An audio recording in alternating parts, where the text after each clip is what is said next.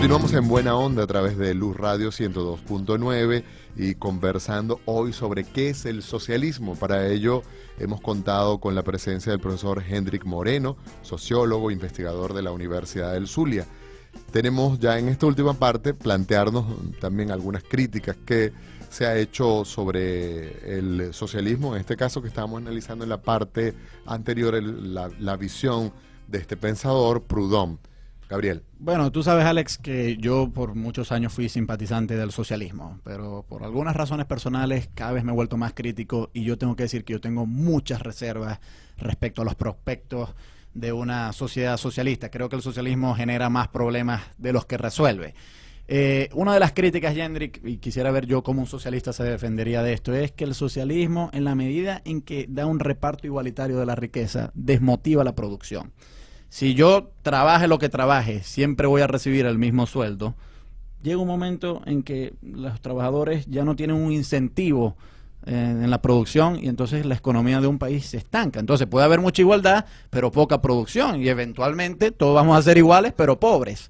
¿Cómo se defiende un socialista de esta crítica? Bueno, un socialista te diría que en la medida en que todos producen y en que todos pueden recibir más o menos un reparto igualitario de la riqueza, todos tienen acceso a esa riqueza, digamos, a ese reparto igualitario de lo que se está produciendo. Pero claro, lo que el crítico dice aquí es que esa riqueza cada vez es menor porque cada vez se produce menos porque no hay incentivo. Bueno, no necesariamente esta cuestión del reparto igualitario de la riqueza está necesariamente vinculada a la disminución de la producción. No necesariamente, es decir, en la medida en que una economía puede estar diversificada y en la medida en que todos tengan, digamos, la capacidad de la producción y en la medida en que más o menos todos tengan un reparto igualitario, en esa medida se garantiza o se puede garantizar la producción siempre y cuando el trato laboral hacia ese trabajador, su seguridad social, digamos, todo lo que tiene que ver con cuestiones sociales, sus remuneraciones, sus garantías a servicios públicos, sus garantías de salud social, de salud, de la manutención de su salud y de su familia, eso va a repercutir en la producción, digamos, en el incremento de la producción, en la calidad de la producción de ese trabajador. Claro, la crítica viene a través de la idea de que, entonces, si todos van a recibir más o menos un reparto igualitario, entonces, como dice Gabriel, efectivamente, ¿no? La producción tiende a bajar.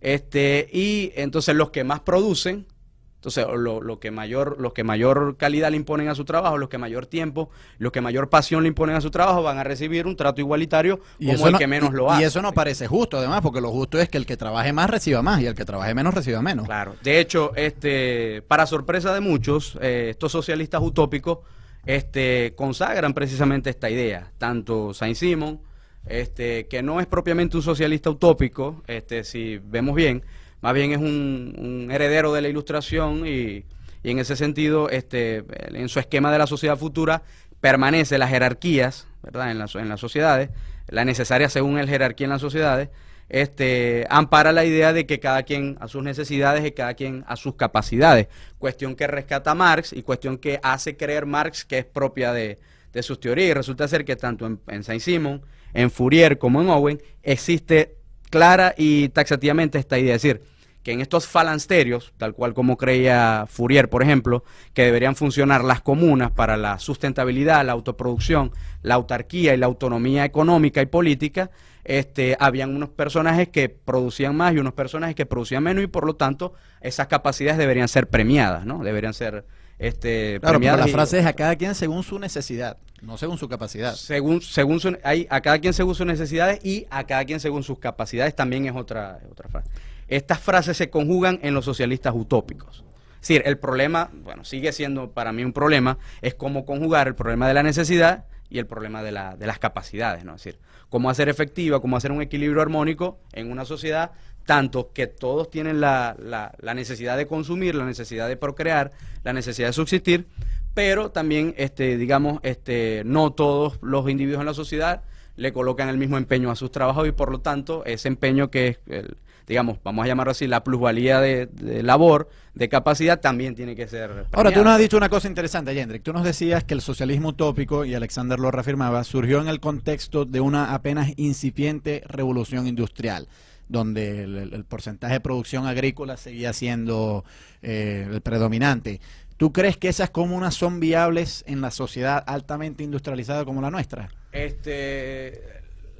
Yo creo que no son viables en las sociedades altamente industrializadas, pero creo que la idea de comuna, la idea de sustentabilidad, por lo menos en el área agrícola, en el área de producción agrícola, pecuaria, sí puede ser viable en áreas de menor desarrollo tecnológico y de menor desarrollo, o dicho, de menor presencia de lo urbano en esas áreas. Es decir, yo creo que sí es posible que en sociedades, o mejor dicho, en sectores de la sociedad agrícolas, todavía marcadamente agrícolas, las ideas de comunas podrían tener algún éxito en el sentido de auspiciar la producción y en el sentido de organizar la producción, que es muchas veces lo que sucede, que el Estado no logra organizar la producción y por lo tanto es una producción dispersa, una producción, digamos, arbitraria, en donde el producto de ese trabajo no cumple pues con lo propuesto, pues. Ahora, estas ideas sin duda influyen en el mundo entero y en América Latina, por todos lados, crean una enorme incertidumbre en algunos sectores. Ahora, las experiencias concretas, ya hablamos rápidamente de las comunas, que eran como una idea, si se quiere, incipiente, primaria, de lo que podría ser la práctica del socialismo. Ahora, de las realizaciones concretas de estas propuestas de un socialismo más maduro, ¿qué experiencias podemos contar que hayan sido, digamos, leales a las ideas que se pensaron? Bueno, en América Latina hay varias experiencias, sobre todo a principios del siglo XIX. Tenemos experiencias en Argentina, en Bolivia, sociedades marcadamente agrícolas en sus inicios, todavía la boliviana persiste.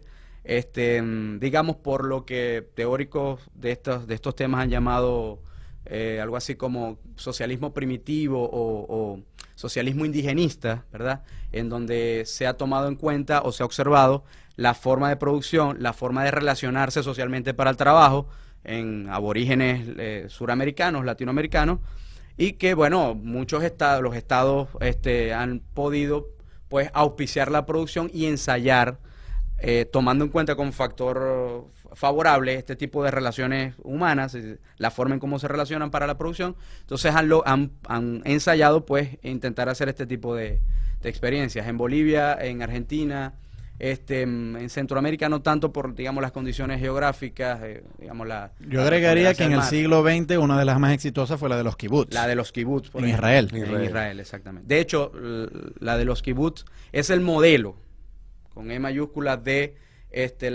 digamos, de los intentos de desarrollo. Y fíjate tú la ironía comunas. aquí, Alex, que en el contexto de la política internacional se suele etiquetar a Israel como un país de extrema derecha, y en ciertas cosas lo serán, pero yo diría que la experiencia socialista más exitosa del siglo XX es precisamente en Israel, de forma tal que, bueno, puede ser una extrema derecha en su política exterior, pero en su política interior coquetean bastante con la izquierda. Y que tiene que ver con la propiedad colectiva y el reparto igualitario de la del riqueza. beneficio y de la riqueza. En muchas de las sociedades capitalistas ha habido este tipo de experiencia. El problema es que yo creo que el imaginario jacobino, derecha, izquierda, también para mí muy difuso, muy ambiguo, lo que ha hecho más bien es cegar la capacidad crítica, la capacidad interpretativa de muchas de las experiencias sociales que ha habido incluso en sociedades de avanzado capitalismo. Por ejemplo, en el caso de Israel, en el caso de otras sociedades como las norteamericanas, han existido este tipo de iniciativas, no precisamente en sitios en donde, digamos, podría haberse consagrado el comunismo o el socialismo real, ¿no? Bueno, realmente creo que para nosotros, tanto para Gabriel como para mí, ha sido una oportunidad bien importante de conversar hoy con Hendrik Moreno, que es sociólogo, investigador de la Universidad del Zulia, porque nos da pistas en algo que está hoy en boga. Todo el mundo está hablando del socialismo, muchos con propiedad porque están investigando, incluso el gobierno ha ordenado los círculos de estudio sobre el socialismo del siglo XXI, es decir, que es tremendamente oportuno. Pero lo más idóneo oportuno. Sería que fuese discusión y se aportaran críticas también. Lógicamente, ¿no? Como nosotros hemos intentado hacer acá. Creo que nos quedan, Gabriel y amigos que nos escuchan, y Hendrik, algunos temas pendientes para seguir, digamos, si encadenáramos en esto en una continuidad, la posibilidad de ir más allá, por ejemplo, conocer las propuestas de Engels, de Marx, y vislumbrar esa otra cosa que va a surgir lo tendremos, con toda sobre seguridad. el comunismo, el anarquismo, también como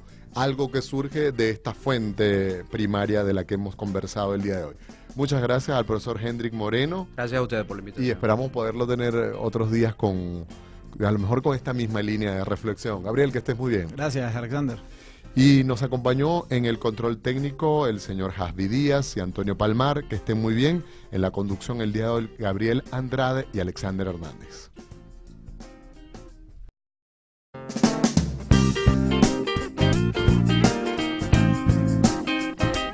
Continuamos en Buena Onda a través de Luz Radio 102.9 y conversando hoy sobre qué es el socialismo. Para ello, Más crítico, y yo tengo que decir que yo tengo muchas reservas respecto a los prospectos de una sociedad socialista. Creo que el socialismo genera más problemas de los que resuelve.